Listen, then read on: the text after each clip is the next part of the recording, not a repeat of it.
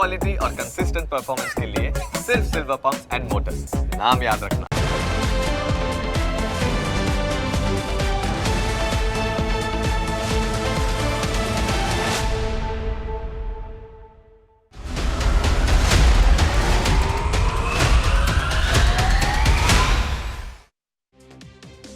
વાત હવે એક એવા પાખંડની જેના કારણે જૈન સમાજમાં ભારે આક્રોશ ફેલાયો છે અને જૈન સમાજના આક્રોશનું કારણ છે જૈનાચાર્ય સાગર ચંદ્ર સાગર.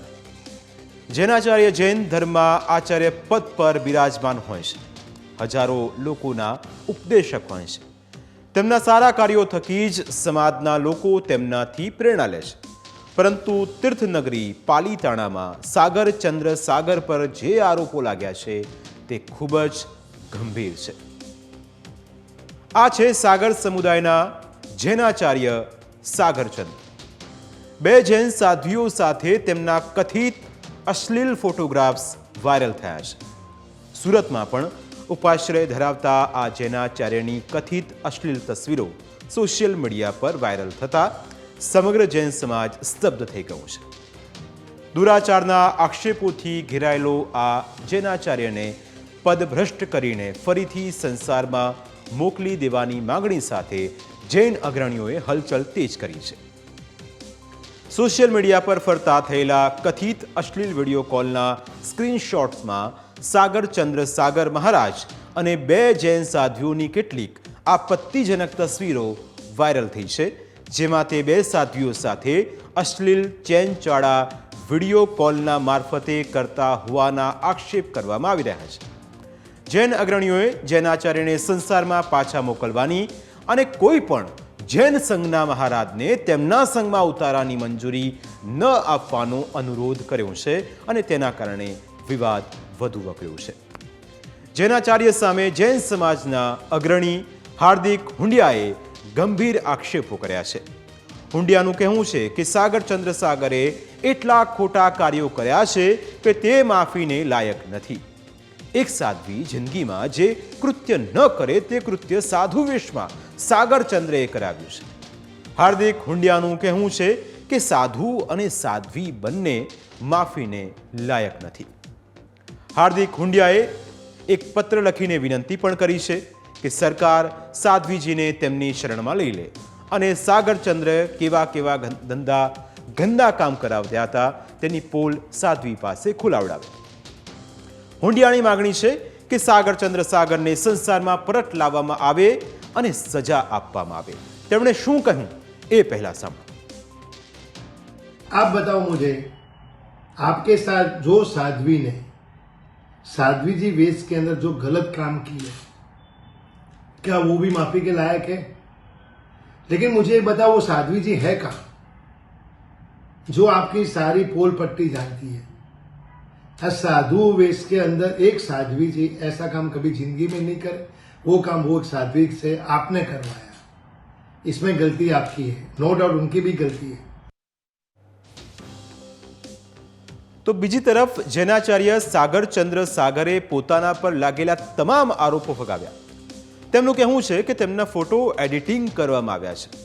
સાગરચંદ્ર સાગર મહારાજનો દાવો છે કે જૈન સમાજના આચાર્યોને બદનામ કરવા માટેનું આ મોટું ષડયંત્ર છે.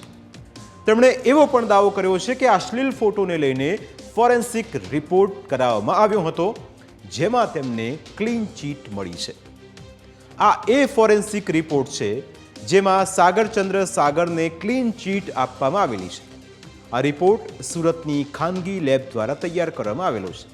રિપોર્ટમાં એ સ્પષ્ટ કરવામાં આવેલું છે કે જૈનાચાર્યનો ફોટો ડિજિટલી મેન્યુપ્લેટ કરવામાં આવેલો છે. આ અંગે જૈનાચાર્યનું શું કહેવું છે એ પણ એકવાર સાંભળી લો. એટલે એમને જે વાયરલ થયેલા હતા અને મને જે મોકલેલા હતા એ ફોટાને અમે ફોરેન્સિક લેબમાં ટેસ્ટિંગ કરાવ્યું અને એ ફોરેન્સિક લેબનો ટેસ્ટ અમારી પાસે આવી ગયો છે અને એ ટેસ્ટ આ બોલે છે કે આ બધા ફોટાઓ કટિંગ પેસ્ટિંગ કરીને ચોંટાડવામાં આવેલા, અલગ અલગ આવેલા ચાલાકીપૂર્વક એમાં ગડમથલ કરવામાં આવેલા અને આવી રીતના કરેલા બધા છે. આ ગુજરાતી છે, આ ઇંગ્લિશ છે, આ ફોરેન્સિક લેબ છે. જો કે જૈન સમાજના અગ્રણીઓએ ખાનગી કંપનીના ફોરેન્સિક રિપોર્ટ ઉપર શંકા ઉપજાવી છે હાર્દિક હુંડિયાનો આક્ષેપ છે કે લેબનો રિપોર્ટ પણ ખોટો છે અને તેની સાથે પણ ચેડા કરવામાં આવ્યા છે। उनके जो साध्वी जी के साथ फोटो वायरल हुए और उनका जो रिपोर्ट उन्होंने जो दुनिया के सामने पेश किया, सागर चंद्र सागर साधु वेश के अंदर आप यदि धर्म समझे हो तो एक बात ध्यान रखना, यहाँ रिपोर्ट गलत को आप सच साबित करोगे लेकिन परमात्मा को जवाब देना पड़ेगा।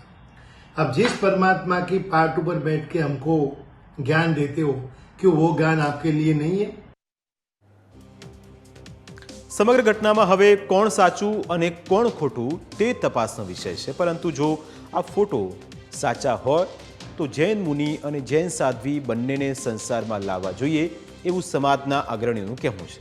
કારણ કે કોઈ પણ ધર્મમાં સાધુ સાધ્વી બન્યા પછી આ પ્રકારની કોઈ કૃત્યો કરવાની મંજૂરી હોતી નથી।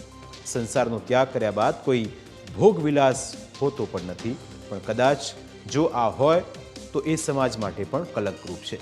એટલે જ કહેવાય છે કે સૌથી મોટો ત્યાગ જો કોઈ હોય તો તે સંસારનો છે। પરંતુ ઘણા કિસ્સાઓમાં વિવિધ ધર્મના સાધુઓના કથિત વિડીયો સામે આવતા રહે છે, જે ખૂબ જ નિંદનીય છે। જો સાધુઓ જ આવું કરશે તો સમાજમાં તેમની પાસેથી શું પ્રેરણા લેશે? જો કે હવે જૈનાચાર્યનો વિવાદ ક્યાં જઈને અટકશે તે ભગવાન જાણે।